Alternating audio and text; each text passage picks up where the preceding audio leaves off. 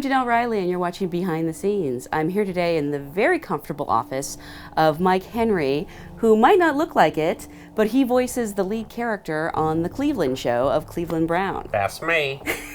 Not what you expected? How's it going? That's my regular voice. How's it going?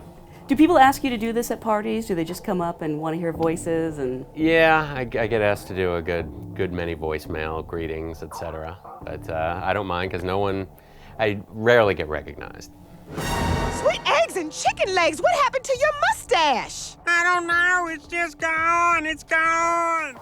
And you don't just voice Cleveland, you're also a producer on the show, a writer on the show. Yeah. You do several other voices. Yep, I co-created the show with Seth MacFarlane and Rich Appel, and I spent 7 seasons writing for Family Guy and creating characters on that show, including Herbert, the old man. How's do Bruce, the performance artist? Oh no. And who else did I do? Consuela de Maiden, no. And on our show, I do little Rilo, Cleveland's little son. Stepson. He's 5 years old, kind of a pain in Cleveland's butt. And I don't know, a whole bunch more. How did you get cast in the voice of Cleveland? Because, as I said, you're not what people might expect. Right. You know, I had met a guy who kind of talked like this. He's a real low-key kind of guy, and that was right around the time Family Guy started. And I did that voice in the room a lot, and that just kind of gave birth to this character. So it's not a question of casting, it was more kind of creating. That will not smell good.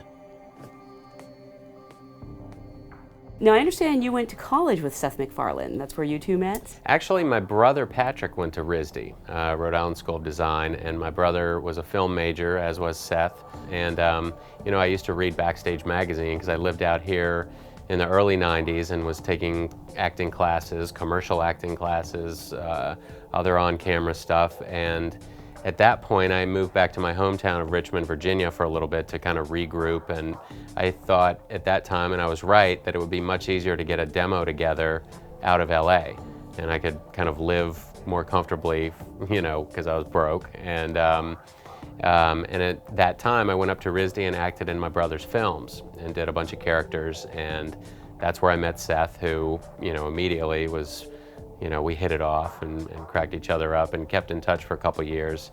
And when he sold the show to Fox, he asked me if I wanted to come out and create characters and write for it, and here we go. Wow. And in the meantime, I was hustling. I mean, I was acting, you know, I auditioned every day for a year for commercials, and I did not book anything. There was one audition in particular I remember in New York.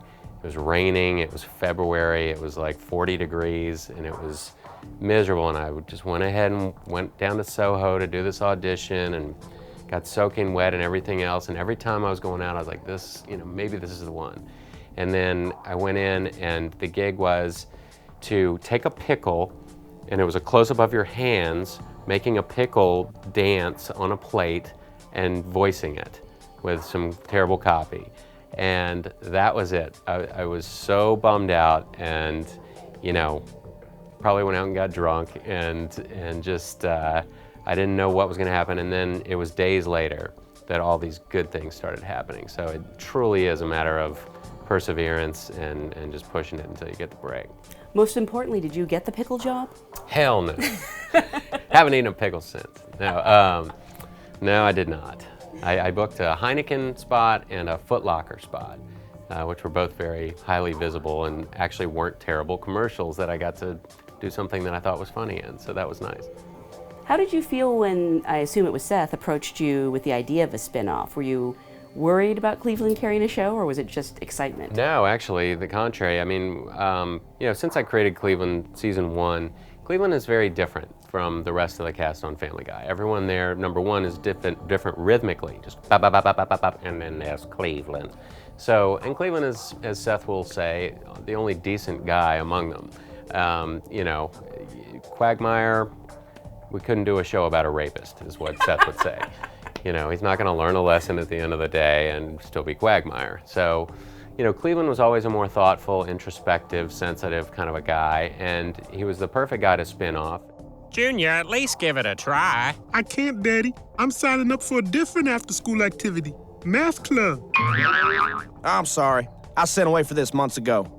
We're pretty much out of time for today, but the good news is we'll be back next week with more with Mike Henry. In the meantime, I'm Jenelle Riley, and you're watching Behind the Scenes.